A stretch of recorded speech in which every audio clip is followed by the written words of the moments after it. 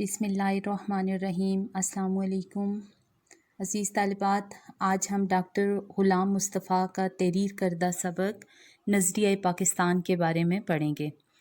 नज़रिया पाकिस्तान यानी पाकिस्तान जो है वो एक नज़रियाती मुमलिकत है। एक नज़रिए के तहत वजूद में आने वाला ये मुल्क जो है वो कैसे वजूद में आया और उसको वजूद में लाने के पीछे क्या क्या ऐसी बातें थी कि जिनके लिए ज़रूरी समझा गया कि पाकिस्तान होना चाहिए मुसलमानों के लिए।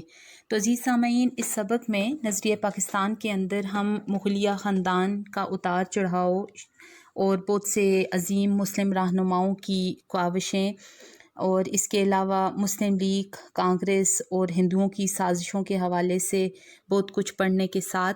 कौमियत की तश्कील की बुनियादें भी जानने की कोशिश करेंगे। तो सबसे पहले सबक को पढ़ने से पहले जो है वो आप इसके मुश्किल अल्फाज के ऊपर एक नज़र डाल दें ताकि सबक को पढ़ने में आपको बहुत आसानी हो और समझने में भी आसानी हो। अज़ीज़ सामईन, सबसे पहले हम मुग़लिया ख़ानदान के उरूज व ज़वाल को देखते हैं। हमारा जो पहला पैराग्राफ है सबक का, उसमें डॉक्टर ग़ुलाम मुस्तफ़ा लिखते हैं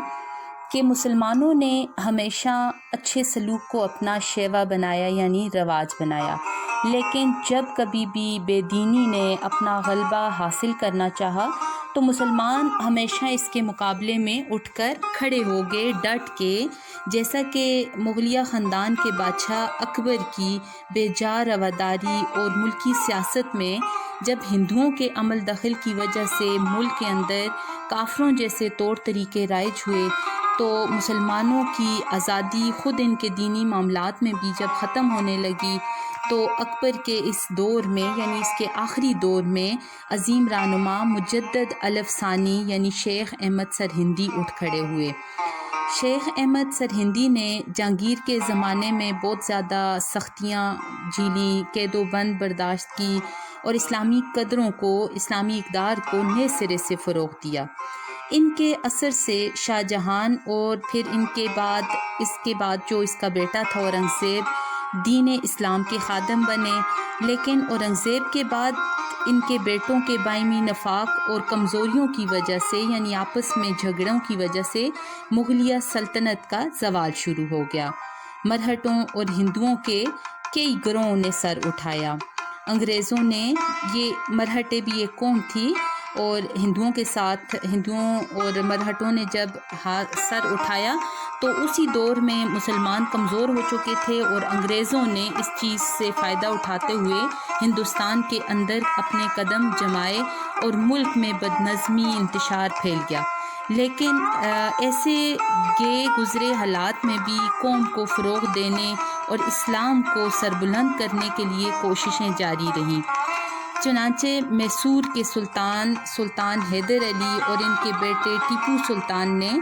न सिर्फ हिंदुओं और अंग्रेज़ों का मुकाबला किया बल्कि अफ़गानिस्तान, तुर्की और फिर फ्रांस को भी अपने साथ शामिल करने की कोशिश की, लेकिन मुल्क के दूसरे सरदारों ने इनका साथ ना दिया, जिसकी वजह से टीपू सुल्तान को कामयाबी हासिल ना हुई।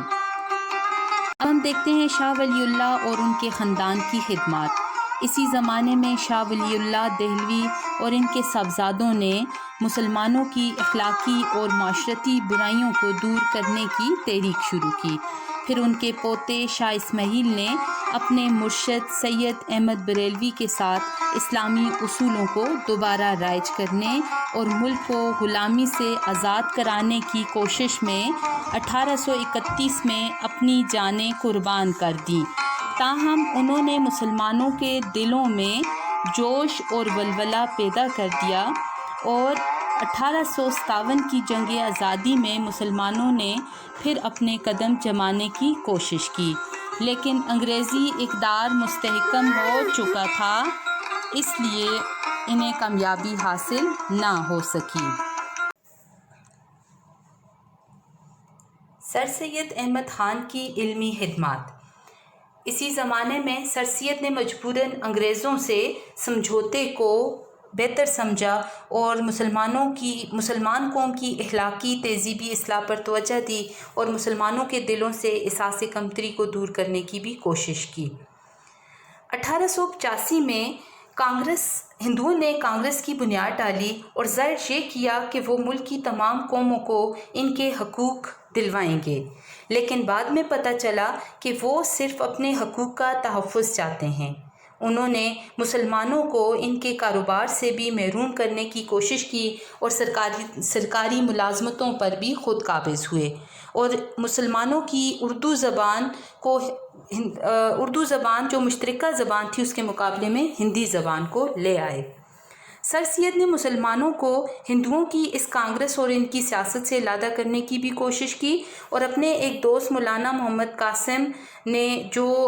دیوبند میں مسلمانوں کی ان کی جو توجہ تھی وہ دینی تعلیم کی طرف دلائی، اور پھر سر سید کے ایک رفیق نواب وقار الملک نے 1906 میں مسلم لیگ کے نام سے مسلمانوں کی ایک الگ تنظیم کی بنیاد ڈالی۔ اس کے ساتھ ہندوؤں نے اور بھی بہت سی سازشیں کی۔ مسلمانوں کو نقصان پہنچانے کے لیے انہوں نے مشرقی بنگال اور آسام کا وہ صوبہ جن میں مسلمانوں کی زیادہ تعداد تھی اس کو ختم کر دیا اور 1911 میں اسی علاقے کو پھر بنگال میں بھی شامل کر دیا۔ اس کے ساتھ اسی زمانے میں پہلی جنگ عظیم چھڑ گئی جس میں انگریز کا مقابلہ جرمنی سے ہوا اور ترکی نے جرمنی کا ساتھ دیا، اور ہندوستان کے مسلمان چونکہ ترکی کے سلطان حجاز کی خدمت کرنے کی وجہ سے خلیفہ اسلام سمجھتے تھے، اس لیے انہوں نے ان کی مالی اور طبی امداد باہم پہنچائی، جس کی وجہ سے حکومت برطانیہ کو مسلمانوں سے دشمنی ہوئی۔ لیکن انہوں نے یہاں کے مسلمانوں سے یہ وعدہ کیا کہ اگر اس جنگ میں وہ جیت جاتے ہیں تو وہ کسی بھی طرح ترکی کو مزید نقصان نہیں پہنچائیں گے۔ یہ وعدہ محض فریب تھا، دھوکہ تھا۔ چنانچہ جب انگریزوں کو فتح حاصل ہوئی تو وہ اپنے وعدے سے پھر گئے اور انہوں نے ترکی کی سلطنت کے ٹکڑے ٹکڑے کر دیے۔ یہاں کے مسلمانوں کو اس فریب سے بہت تکلیف پہنچی اور اس کے ساتھ انہوں نے خلافت کے تحفظ کے لیے مولانا محمد علی جوہر اور ان کے بڑے بھائی مولانا شوکت علی کی رہنمائی میں تحریک خلافت شروع کی۔ اسی زمانے میں ہندوؤں نے مسلمانوں کو ہندو بنانے کے لیے سنگٹن اور شدی کی تحریک شروع کی۔ شدی وہ تحریک تھی جس میں مسلمانوں کو جبراً ہندو بنایا جاتا تھا اور سنگٹن میں مسلمانوں کا خاتمہ کیا جاتا تھا۔ پھر 1928 میں کانگریس نے جو نہرو رپورٹ شائع کی، اس میں مسلمانوں کے لیے علیحدہ نمائندگی کا اصول جو وہ 12 سال پہلے تسلیم کر چکے تھے، اسی اصول کو انہوں نے نظر انداز کیا، جس کی وجہ سے مسلمانوں میں ایک جوش پیدا ہوا اور انہیں یقین ہو گیا کہ چونکہ ان کا دین، ان کی تہذیب اور ان کی معاشرت سب کچھ غیر مسلموں سے مختلف ہے، اس لیے کسی حالت میں ہندوؤں سے تعاون نہیں ہو سکتا۔ چنانچہ 1930 میں مسلم لیگ کے الہ آباد کے اجلاس میں علامہ محمد اقبال نے مسلمانوں کے لیے ایک علیحدہ وطن کی تجویز پیش کی اور آخر 23 مارچ 1940 کو لاہور کے اجلاس میں واضح طور پر اعلان کر دیا کہ جن علاقوں میں مسلمانوں کی اکثریت ہے وہاں آزاد مسلم ریاست قائم کی جائے گی۔ اسی اعلان کو قرارداد پاکستان کہتے ہیں، جس کی روح سے مسلمانوں کی آزاد اور خود مختار حکومت قائم کرنے کا فیصلہ ہوا۔ اب ہم دیکھتے ہیں قومیت کی تشکیل کی بنیادیں۔ اصل میں قومیت کی تشکیل کی 2 بنیادیں ہیں، ایک وہ جو مغربی مفکرین نے قائم کی اور دوسری وہ جو ملت اسلامیہ یعنی رسول مقبول صلی اللہ علیہ وسلم کی قائم کی ہوئی ہے۔ اہل مغرب نے خاندانی، نسلی اور قبائلی بنیادوں میں ذرا وسعت پیدا کر کے قومیت کی بنیادیں جغرافیائی حدود پر مضبوط کیں اور کہا کہ قوم وطن سے بنتی ہے، اور اسی نظریے کی وجہ سے دنیا کے انسانوں کے درمیان تباہی کا جو دروازہ کھلا وہ 2 عالمی جنگوں کے ہونے سے بخوبی ظاہر ہے۔ یہ وطنی قومیت ہی کی بنیاد پر لڑی گئی تھی اور یہ وطنی قومیت جنوبی ایشیا کے مسلمانوں کو تحفظ دینے میں تو بالکل ہی ناکام تھی، کیونکہ جنوبی ایشیا کے مسلمان اس نظریے کے تحت ایک مجبور اقلیت بن جاتے۔ قومیت کی تشکیل کی جو دوسری بنیاد ہے وہ ملت اسلامیہ کی ہے، جو رسول مقبول صلی اللہ علیہ وسلم نے قائم کی اور جو مغرب کے تصور قومیت سے بالکل مختلف ہے۔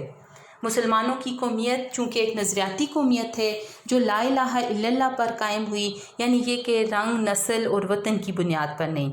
بلکہ ایک نظریے، ایک عقیدے اور ایک کلمے کی بنیاد پر یہ وجود میں آئی، اور اس نظریاتی پہلو کو نمایاں کرنے کے لیے اسے ملت کہا گیا ہے۔ ایسی نظریاتی قومیت میں ہر رنگ، نسل اور خطے کے لوگوں کے لیے جگہ ہوتی ہے، اور یہ حقیقت بھی ہے کہ جنوبی ایشیا کے مسلمانوں کو، جن میں ہر خطے، ہر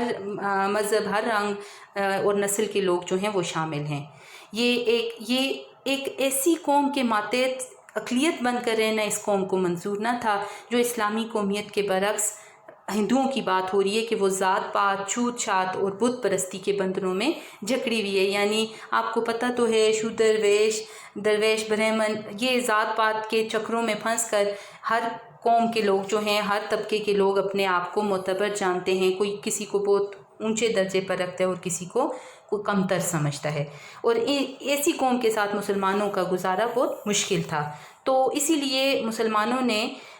جو ہے وہ اپنی جداگانہ قومیت کی بنیاد پر اپنے لیے ایک علیحدہ وطن کا مطالبہ پیش کیا، اور وہ اپنے عقیدے، اپنے نظریے زندگی اور اپنے طرز معاشرت کے مطابق، تاکہ اس میں زندگی بسر کر سکیں اور ایک مسلمان کی حیثیت سے دور جدید کے چیلنجوں کا مقابلہ بھی کر سکیں۔